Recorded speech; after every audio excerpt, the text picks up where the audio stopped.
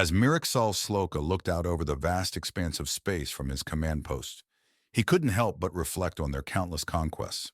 If only we had taken our time, he murmured to himself, his claws tapping rhythmically on the console. The hum of the ship's engines was a constant reminder of their ceaseless journey through the stars.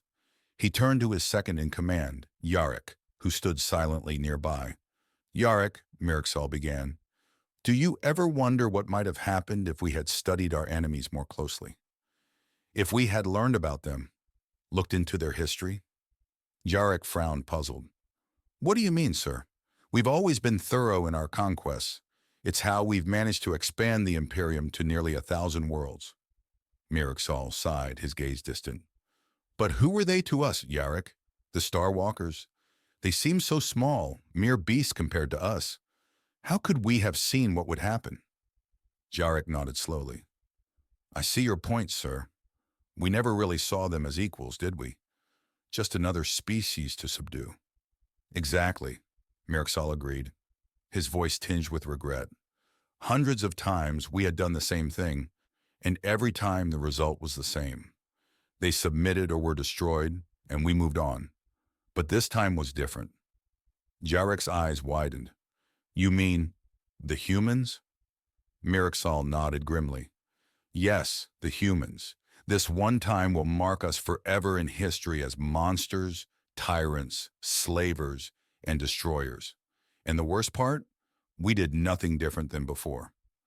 Yarrick looked thoughtful. "Then why was this time different? What did we miss?" Miriksal sighed deeply. "We missed their resilience, their unity, in the face of an external threat. We underestimated their capacity for destruction, for sheer defiance. They were small, yes, but they were relentless." Yarrick's voice trembled slightly. "So what now, sir? How will we be remembered?"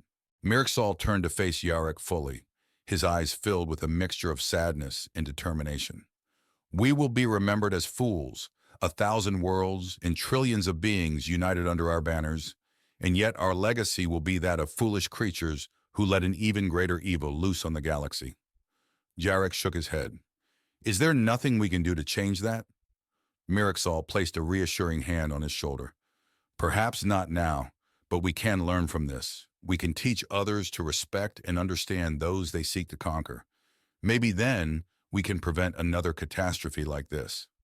Yarrick nodded, a spark of hope in his eyes. "I hope you're right, sir. For the sake of the galaxy, I hope you're right."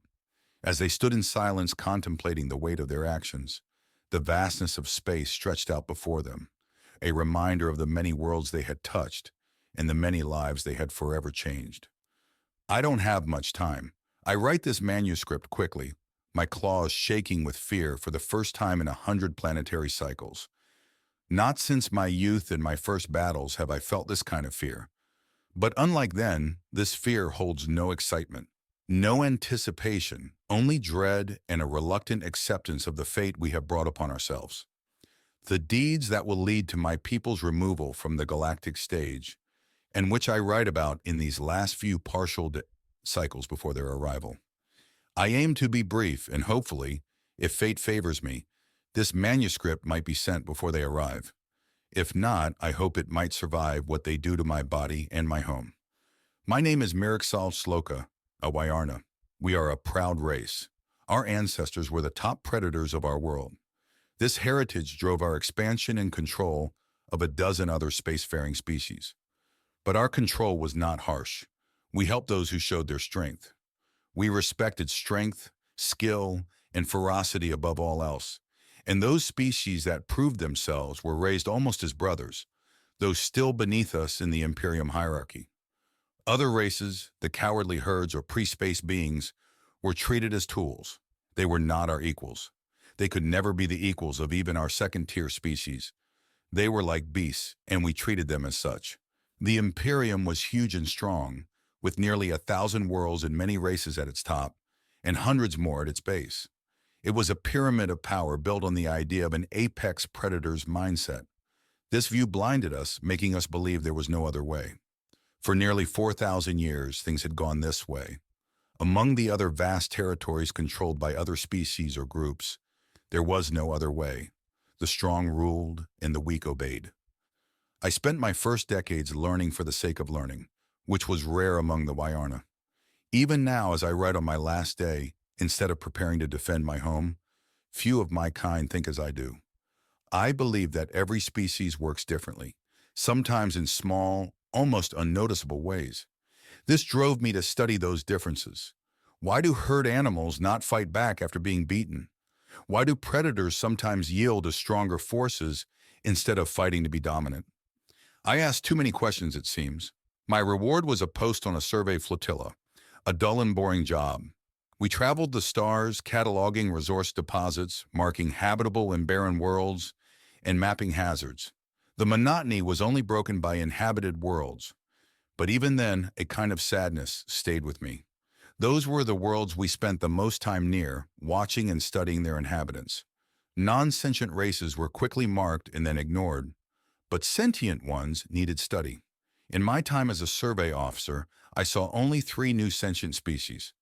2 were not significant, early spacefarers and easy to subdue. They might make good slaves or low-level soldiers, cannon fodder for the Imperium. The last race, however, was the most interesting. We found them in a little system along a spiral arm of our territory, where habitable worlds were rare. These creatures had only recently achieved spaceflight, indicated by the probes, satellites, and space debris around their world. Unlike any other species, they seemed to have halted their advancement after reaching space. They explored some of their system and then apparently gave up on reaching the stars. This was baffling, and if I had been given more time to study them, we might have prevented all of this. The sensor alarm sounds. They have entered the system periphery. Less than a planetary rotation remains. There was still so much to learn. If I had more time, it always comes down to time, doesn't it? We spent most of a planetary stellar orbit observing these creatures. They would be easy to subjugate. They hadn't even formed a unified planetary system. Even stranger, they weren't like any other race we had encountered. Their fractious nature likely stemmed from their not being a herd-based race, nor an apex predator race. They appeared to be some kind of pursuit predator with omnivorous diets. They were an anomaly, possibly due to their galactic position, but something that required further study and understanding, which we were not granted. In that short time, we learned what we could about them. Hundreds of separate clans lived on their world, with nearly as many different languages spoken.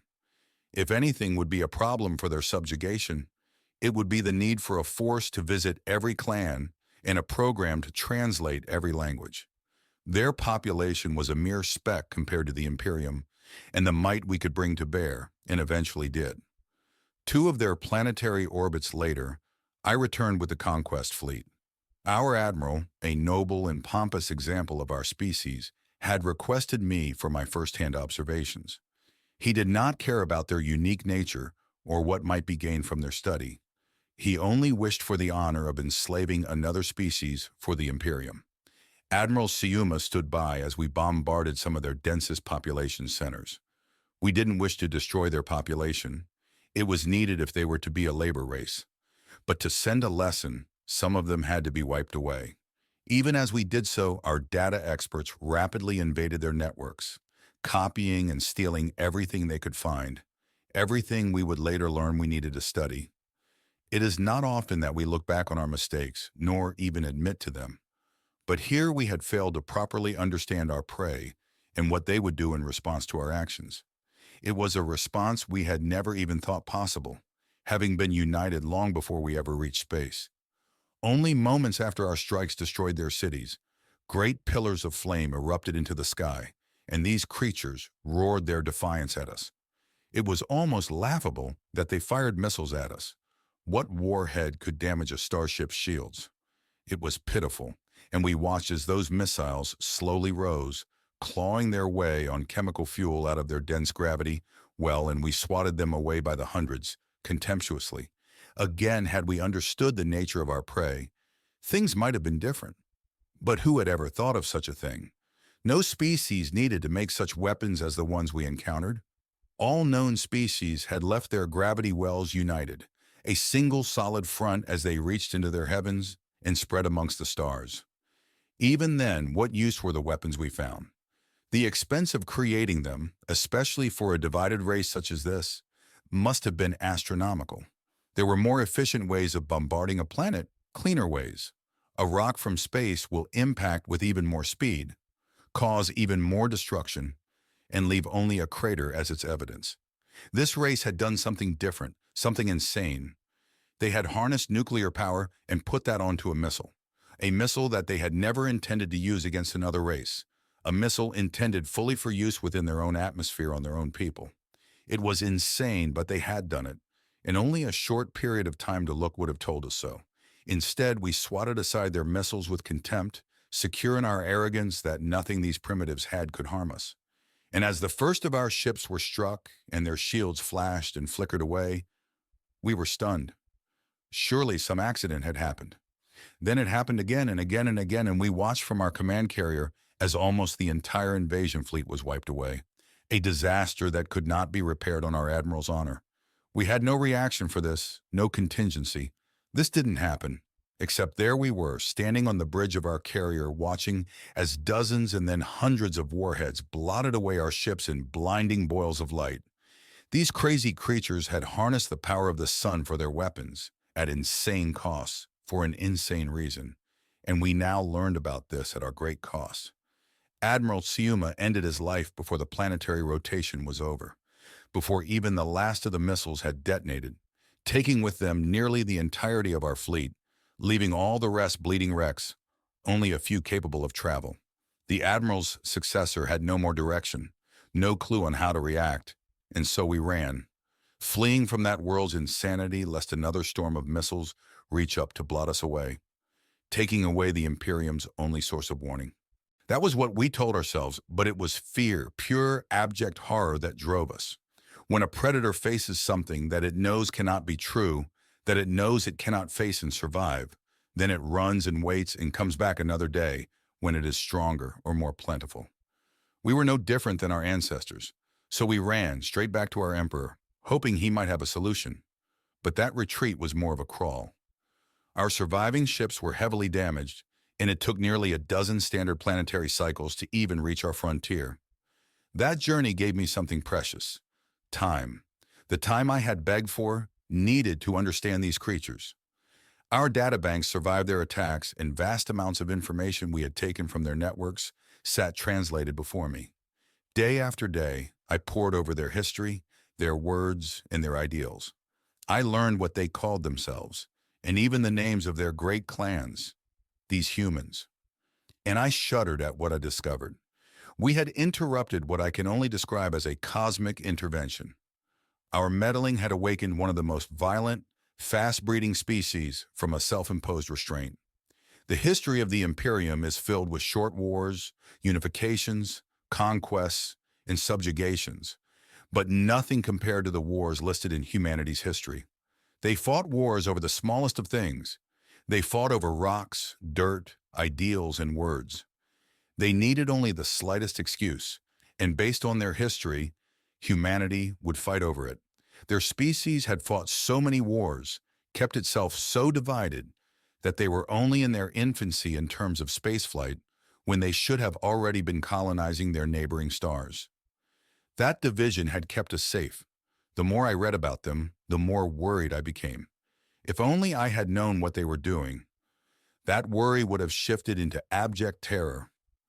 They fought each other, but their stories and histories were filled with tales of enemies uniting to fight a terrible enemy unlike themselves. Even humans that they considered to have stepped beyond acceptable boundaries were united against, like this Hitler person. But now we had justified every fear they had ever had about what existed in the great night sky. 1,000 stories about other races coming to conquer, butcher, or enslave them. And we had done exactly that. The planetary alarms are going off. They're here. I have no more time. My story ends here, but if by some miracle this transmission reaches one of the other empires or confederations out there, heed my words. We have awakened something, and they are not interested in platitudes or terms. We are their bogeyman, and they aim to destroy their fears. Run if you can, hide if you cannot. If you stand, say your farewells to your loved ones and prepare to meet your gods, for surely they will not stop. Merixal Sloka, last intellectual of the Wyarna.